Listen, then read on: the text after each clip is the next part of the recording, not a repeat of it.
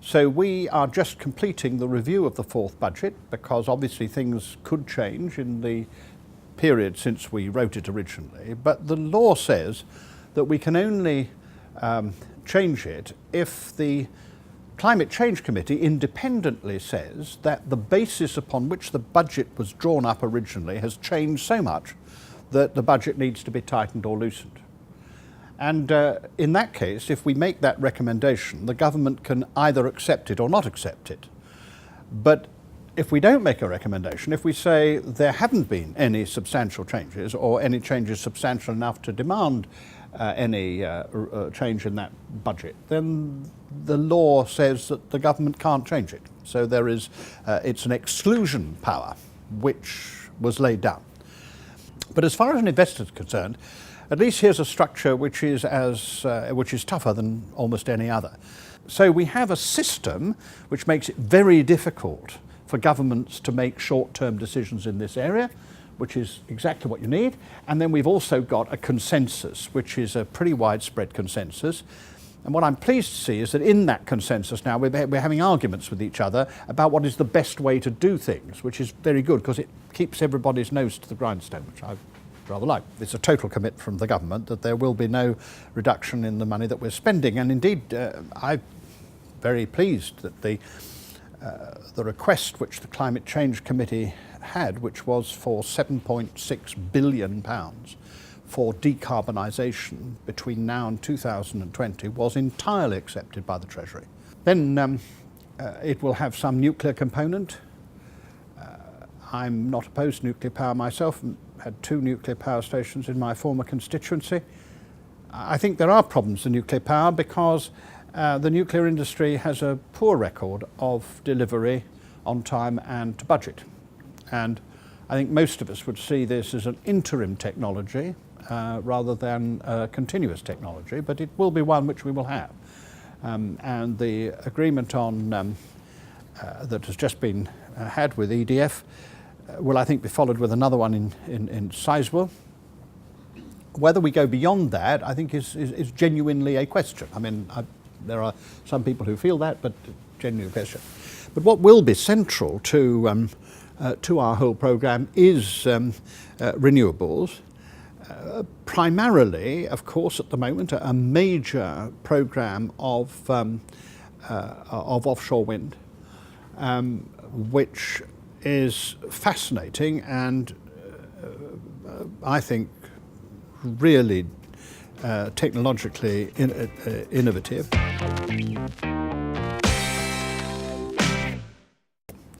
So I think the future of the technological future of renewables is very secure.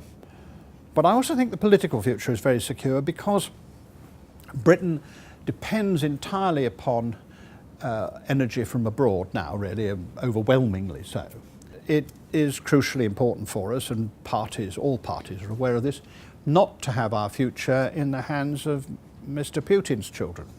You want to do it anyway, because you want to do it for energy sovereignty reasons. Where it's going is going to be using that energy. The demands of energy are going to be huge.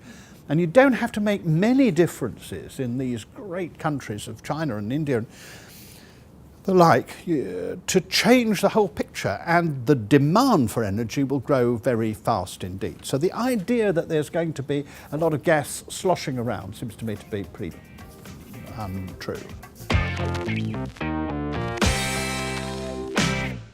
And the likelihood, according to the best available sources, is that the price of gas in America will rise, and But of course, it's a great danger to say, well, if it's happening there, why can't it happen here? People who think that fracking is the end of the world and will be really ghastly, the NGOs, the greenies of the extreme kind, are just wrong.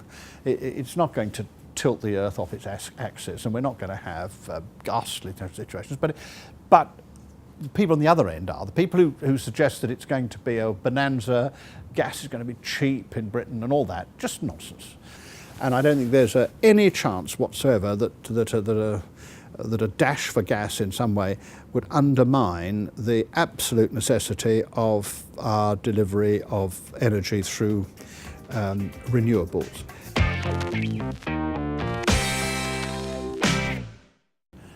But what is exciting here is that we've understood how you balance the immediacy of democracy with the long-term needs of society. And that's very tricky. And that's the achievement of the Climate Change Act. And that's what gives the underpinning security, which doesn't happen yet elsewhere. And you only get it in a country like China, where you have a different sort of system, where you know that the system is able to operate like that. Democracy always has the difficulty that we have to win elections. Climate Change Act makes that much less an impediment, and therefore we get the best of both worlds. That's very valuable for investors. I think if you look at most countries in the world, other than a few exceptions like Germany, you will often find that renewable energy is happening because of some other fundamental driver, not just climate change. So if we look, for example, at Saudi Arabia, which Lord Deben mentioned, what's driving the renewable energy program there, which could potentially be quite huge, 54 gigawatts, it's the need to export the oil. It's the opportunity cost between the price of exporting the oil and the cost of renewable energy. And they're waking up to the fact that, you know, they're subsidising oil internally when they could be selling it for a lot more. So from an institutional market focus, the UK is seen as a safe regulatory regime.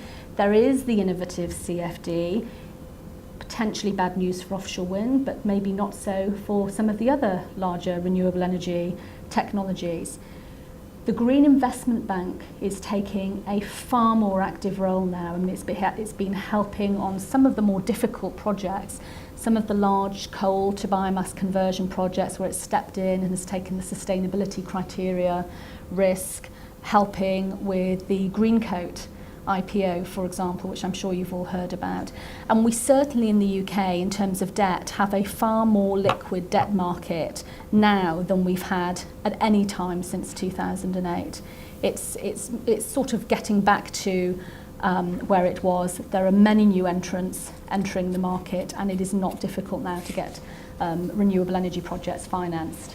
The UK in particular is probably one of the most attractive markets in Europe, and it still has some way to go because of the impact on offshore wind that will allow onshore wind and solar to grow some more at a time when we thought its time had come. So the UK has a target, and we are quite some way off meeting that target, which is good news for investment and good news for the sector. So that's the first thing. And just to clarify what I was saying on offshore wind, because of its hugeness, the scale of it, was going to contribute significantly to that target. Because of the cost and because people like you and me are concerned about our electricity bills, notwithstanding what Lord Deben has said, they eat into a significant part of our disposable income. Politicians don't want to take a risk with that, and therefore they are looking for more cost-effective renewable energy technologies to meet that target. So, renewable energy target made up of electricity, heat and transport fuel all have to be met by 2020.